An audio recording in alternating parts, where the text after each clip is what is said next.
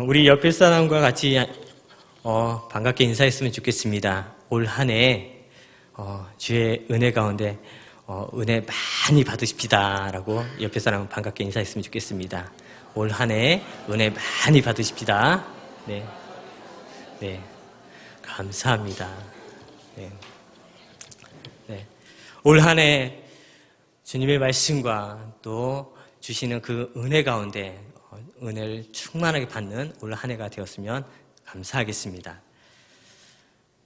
우리 금술이 좋은 그런 부부가 있었습니다. 그들은 어렵고 힘든 시절을 보내면서 그들이 어려운 가운데 그 아내와 남편은 그 어려움을 얘기하면서 또 우리가 조금만 힘내자, 우리가 조금만 이 어려운 부분들을 이겨내면 좋은 그런 시간이 있다라고 얘기하면서 그렇게 빵으로 또 식사를 대행하면서 그렇게 하루하루 그렇게 시간을 보게 되어집니다.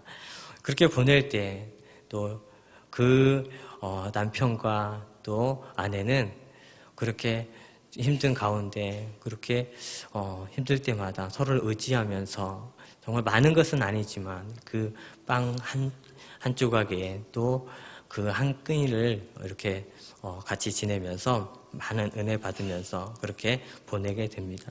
어느덧 이 부부가 그런 시간을 지내고 또 어느덧 살만하니까 이제는 그 부부가 40년이라고 하는 시간이 훌쩍 지나버렸습니다. 그래서 40주년을 기념하는 그런 기념을 갖게 되었습니다. 그래서 자녀들과 친지들과 많은 사람들을 이렇게 초청해서 그렇게 40주년 기념해서 행사를 가졌습니다. 그 행사를 마치고 또 자녀들도 떠나가고 친지들도 떠나가고 또 지인들도 떠나가고 이 부부만 남게 되었습니다. 그렇게 지치고 또 하루를 보내면서 서로 지난날을 되돌아보았습니다. 정말 이렇게 힘든 시간에 힘든 때 우리가 잘 이겨내고 이제 자식들의 좋은 모습을 볼 수 있어서 너무 감사하다. 그러면서 그들은 또 다시 그 끼니를 빵 한 조각에 이렇게 나누게 되었습니다. 그렇게 빵 한 조각을 나누게 되어지는데 이 남편이 아내에게 그 빵 한 조각을 구운 빵 한 조각을 주는데 그 아내가 너무도 서운함에 울컥 울어버리는 것입니다. 그 모습을 보고 할아버지가 너무도 당황스러워서 말문을 막혀서 가만히 바라보고 있는데 이 할머니가 이렇게 말하는 것입니다. 아니 그동안 태운 그 부스러기를 내가 먹었는데 꼭 하필 이날까지 내가 먹어야 되냐고 그렇게 얘기했을 때 정말 마음이 아팠다고 그래서 눈물이 났다고 그렇게 얘기합니다.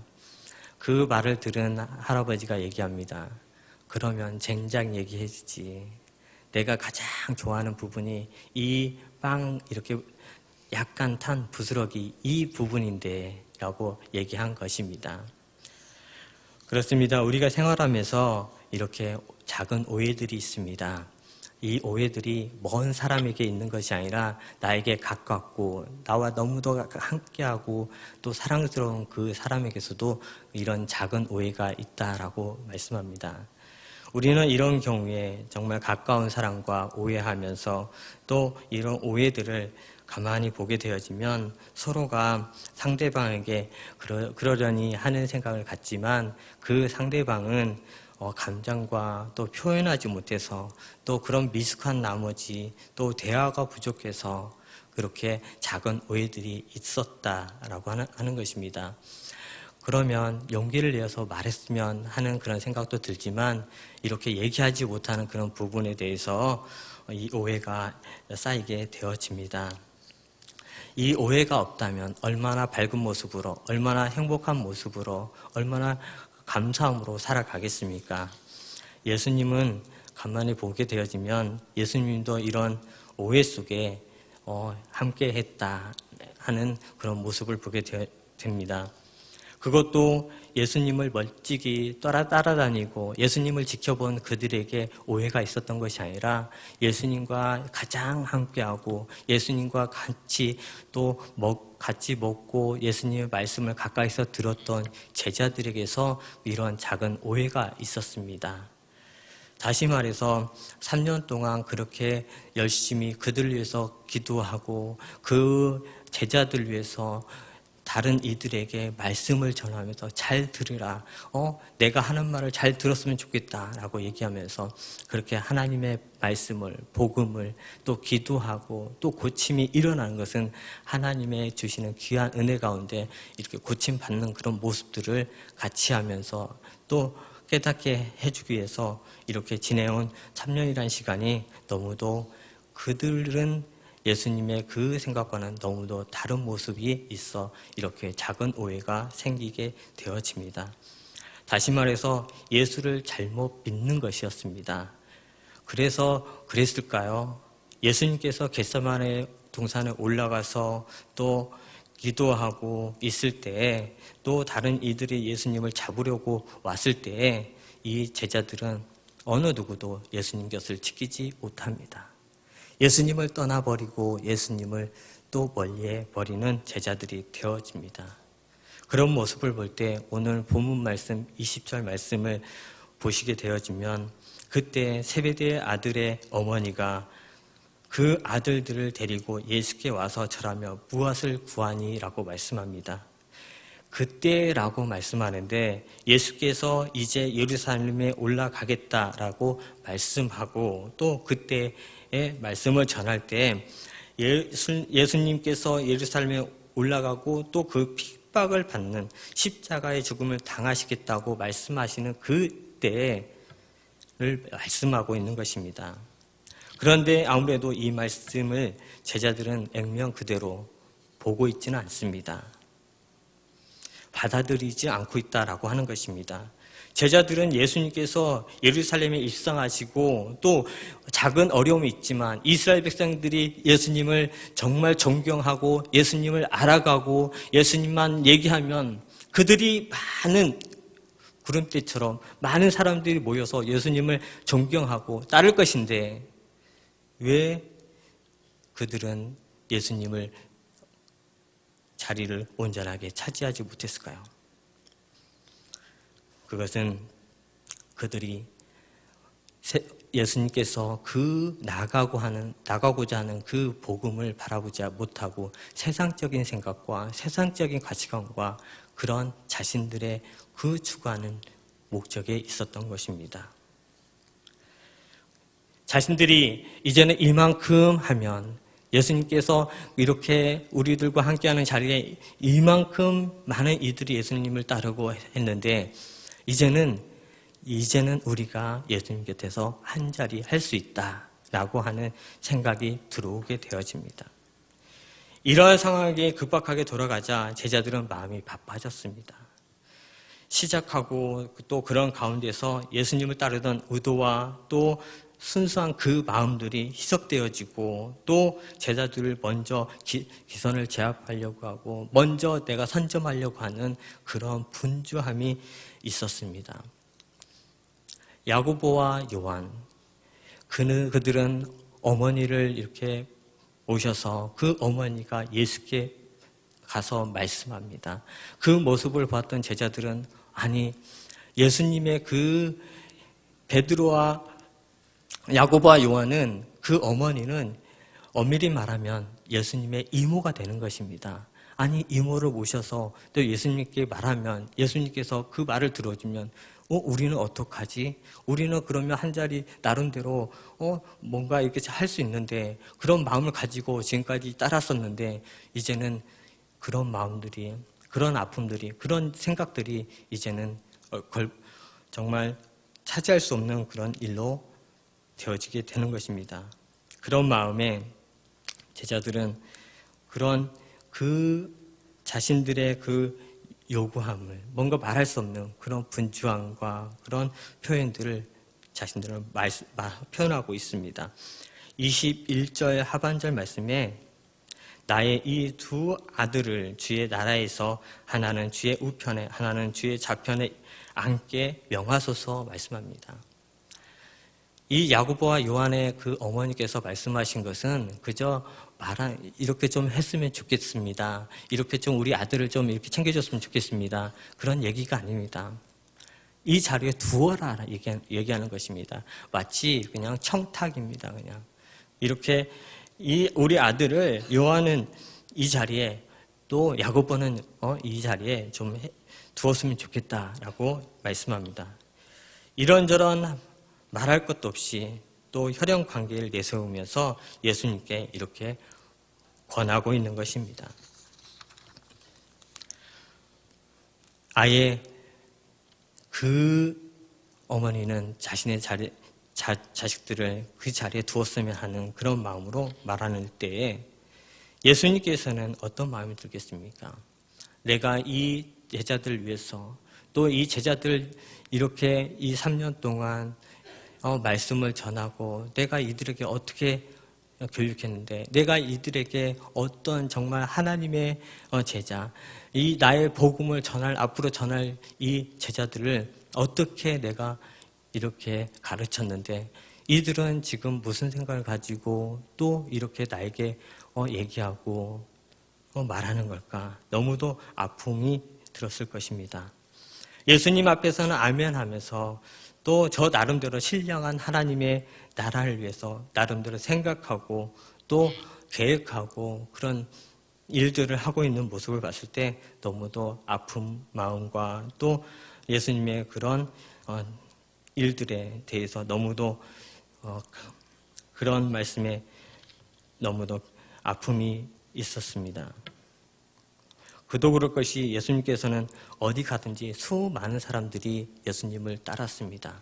예수님을 따르고 또 예수님이 있는 곳에서는 하나님 말씀을 전할 때 그들이 구름대처럼 예수님의 그 말씀과 또 예수님께서 기도할 때 나음과 고침이 일어나는 모습을 본 이들은 수도 없이 예수님께 몰려들고 있었습니다.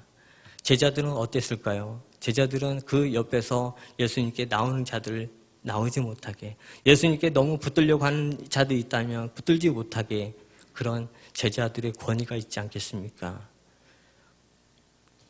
그들은 그게 좋았던 것입니다. 내가 예수님의 제자고 또 예수님의 제자로 활동할 때 많은 이들이 예수님의 제자라고 보면 너무도 존경스럽고 예수님과 함께하고 저들은 정말 하나님의 말씀을 듣는 그 자리가 얼마나 귀한가. 자신들은 예수님의 그 말씀을 들으려고 몇십 리를 이렇게 걸어서 이렇게 예수가 복음을 전하는 그 자리에 와서 또 간절히 구하고 또 그 아픈 부위를 기도함으로 이렇게 예수님 말씀을 듣고자 하는데 예수님의 제자들은 예수님과 함께 생활하면서 그렇게 다닌 그런 제자들을 얼마나 자리를 사모했겠습니까? 마치 요즘으로 따지면 대통령이 가는 자리에 비서진과 참모들이 이렇게 대통령을 수행하는 것과 같이 제자의 모습이 그렇게 보였을 것입니다. 신앙 공동체 안에서는 겸손해야 됩니다. 내가 오래 다녔는데, 내가 이렇게 신앙생활을 했는데, 내가 이렇게 봉사를 많이 했는데, 내가 이렇게 하나님 앞에 헌금 많이 했는데, 내가 이렇게 기도로 많이 재단을 쌓았는데 그런 것이 아닙니다. 하나님 앞에 겸손함으로 나아갈 때 그 겸손한 자를 주님께서 이끌어 가십니다. 그 겸손하게 나아갈 때 그 겸손한 자의 손을 잡아주시는 분이 주님이십니다. 그런데 말씀 속에 우리가 아주 놀라운 사실을 발견하게 됩니다. 예수님이 이 땅에 왜 오셨냐 하는 것입니다. 인자가 온 것은 자기 목숨을 많은 사람에게 대속물로 주려 함이라라고 말씀하고 있는데 이 대속물이 무엇이겠습니까? 예수님께서 주려는 것이 무엇이겠습니까? 예수님은 생명을 주려 오시는 것입니다. 살리는 분이신 것입니다. 누가 죽으려고 오겠습니까? 누가 아픈 자리에 누가 내 고통의 자리로 오려고 하겠습니까? 예수님께서는 대속의 자리에, 대속물의 자리에 기꺼이 오셨습니다. 사람들은 남보다 잘 되어야 되고 또 남보다 좋은 집에 살면 좋아합니다. 남보다 좋은 곳을 갖기를 원합니다. 남보다 좋은 차를 사기를 원합니다. 남보다 저 높은 권력을 갖기를 원합니다. 그런데 이런 세상에 살려고 온 것이 아니라 죽으러 왔다. 자신이 이 땅에 온 목적이 죽는 것이라면 어떠하겠습니까? 이름도 알지 못하는 어느 선교사가 중국 땅에 선교를 갔습니다. 선교를 하다가 선교를 열심히 사역을 감당하는데 그 지역에 전염병이 돌게 되었습니다. 중국 정부도 이 전염병을 잡지를 못합니다. 어떻게 손쓸 수가 없습니다. 그래서 이 선교사가 그 전염병의 병균을 어떻게 해서 채취하여서 그 채취한 것을 샌프란시스코 미국으로 건너가서 이것을 정말 약을 만들어서 와야겠다라고 가지고 갑니다. 그런데 샌프란시스코 공항에 도착했을 때 그것을 검역소를 통과할 수가 없는 것입니다. 고민 끝에 기도하다가 이 선교사가 그런 생각을 갖습니다. 아, 이걸 내가 먹어야 되겠다 해서 먹습니다. 조금 자기 차례가 다가오는데 이제 효과가 나타납니다. 자신의 몸이 불덩이같이 계속해서 열이 나는 것입니다. 그 검역관에게 얘기합니다. 내가 지금 중국 땅에서 지금 전염병이 돌고 있는 이 병균을 내가 감염되었으니 빨리 병원으로 데려가 달라고. 그래서 병원에서 데려가서 그 검사하고 그 검사 끝에 치료하려고 하니 이 의사 선생님께 얘기합니다. 내가 이런 전염병에 걸렸는데 꼭 특효약을 만들어서 중국 땅에 보내달라고. 그렇게 얘기하고 병원에 입원해 있다가 며칠 뒤에 죽게 되어집니다. 예수님께서 그렇게 오셨습니다. 예수님께서 자기 목숨을 살려고 또 다른 이들에게 사는 방법을 주려고 하는 것이 아니라 이 땅에 죽으려 오셨습니다. 그런데 예수님은 대속에 불러오셨다라고 말씀합니다. 예수님께서 주려고 하시는 것이 무엇이냐? 대속이라고 하는 것입니다. 어느 가정에 아이가 지나가다가 아빠 차는 너무도 10년 넘게 타서 너무도 차가 안 좋습니다. 그런데 다른 차를 보니까 눈에 확 들어오는 것입니다. 눈에 들어온 것이 그랜저 아주 검은색이었습니다. 너무 잘 들어오지 않습니까? 임신한반데 그 아이가 뭔가 글씨를 알아가는 그런 나이인 것 같습니다. 그래서 마침 그 못이 있는데 못이 떨어진 것을 못 들어서 김건우 딱 쓰고 또 김건우 아빠 이름 딱 쓰고 거기에다 그림도 하나 멋지게 집어넣습니다. 하트 쫙 해서 그렇게 집어넣었더니 다음날 바로 알지 못하는 사람이 문 똑똑똑 두드리면서 찾아왔습니다. 아빠가 나와서 어쩐 일이십니까? 건우 아빠지요? 네, 맞습니다. 곰곰이 생각해 봤습니다. 아니, 저 사람이 알지도 못하는데 어떻게 내 이름을 알지? 그런데 바로 알게 되었습니다. 아니, 당신 아이가, 건우라는 아이가 내 차에 임신한 반데 아직 뽑은 지 일주일도 안 됐는데 이렇게 건우 아빠 누구, 건우 하트 짝 그렇게 긁어놓았다라고 합니다. 어떻게 해야 됩니까? 아빠가 그 차 긁은 것을 또 이렇게 변상해 줘야 되지 않겠습니까?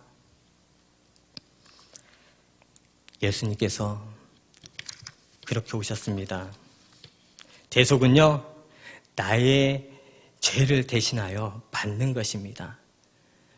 내가 지은 죄를 예수님께서 이 땅에 오셔서 그 죄를 갚아주시고 우리를 사하여 주신 것입니다. 내 대신 내가 지었던 그 죄를 예수님께서 사하여 주시고 나를 온전케 하여 주시고 회복시켜 주셨습니다. 사랑하는 성도 여러분, 대속의 주님이 주신 것을 받으셨습니까? 받으셨습니까? 받으셨으므로 이 자리에 오신 줄 믿습니다. 예수님께서는요, 사마리아 여인을 한번 생각해 보았습니다. 사마리아 여인은요, 12시 그렇게 뜨거운 햇볕에 있을 때는 정말 중동지방은 다니질 않습니다. 제가 사이판에 가도요, 정말 낮에는 40도가 넘더라고요. 그 40도 넘을 때 다니기가 싫습니다. 사람이 짜증납니다. 아무것도 이 모자에 쓰지 않으면 여기서 뜨거운 햇볕이 느껴집니다. 그렇게 낮에 한 여인을 만나려고 예수님께서는 그 뜨거운 날씨에 한 발 한 발 내딛어서 사마리아 여인을 만나러 갑니다. 사마리아 여인이 어떤 여인입니까? 5번 결혼하고 5번 결혼한 이 남편에도 내 남편이 아닙니다. 그런 여인이 그 대낮에, 사람이 다니지 않는 그 대낮에 불을 길러 왔습니다. 왜 길러 왔습니까? 사람들의 이런 손가락질을 당하지 않으려고, 사람들의 이런 따가운 말 듣지 않으려고, 그 사람들이 찾지 않는 그 낮에, 그 뜨거운 날에 이 사마리아 여인은 그 물을 길러 온 것입니다. 그 여인에게 필요한 건 무엇입니까? 대속의 주님께서 그 여인을 만나자 그 영적인 회복을 허락하십니다. 그 목마르지 않는 그 샘물을 그 여인에게 주십니다. 삭개오는 어떻습니까? 삭개오는요, 세리장이라고 하면 그저 손가락질 받습니다. 세리장이라고 하면 그 세금을 떼먹고 아주 못된 사람으로 낙인이 찍혀 있습니다. 그런 세리에게, 삭개오에게 예수님께서 그 마을에 가십니다. 그런데 누구 앞에 서십니까? 삭개오 앞에 서십니다. 누굴 내려오라고 하십니까? 처음 본데 삭개오야 내려오라 라고 명하십니다. 예수님은요, 그 삭개오의 아픔, 그 많은 시간 동안 사람들에게 놀림을 당하고 그 많은 시간 신앙적인 그 아픔 가운데 그렇게 생활했던 그 삭개오에게 주님께서는 친히 찾아가 주시고 만나 주셨습니다. 저와 성도님들은요, 예수님께서 그 대속의 그 제물로 우리에게 찾아와 주시고 용서하여 주시고 회복시켜 주시고 오늘 주님을 만나게 하시고 하나님의 그 축복이 우리 삶 가운데 거할 수 있도록, 뿌리 내릴 수 있도록 그런 통로가 되어 주셨습니다. 그런 믿음을 가지고 올 한 해 주님을 붙들었으면 좋겠습니다.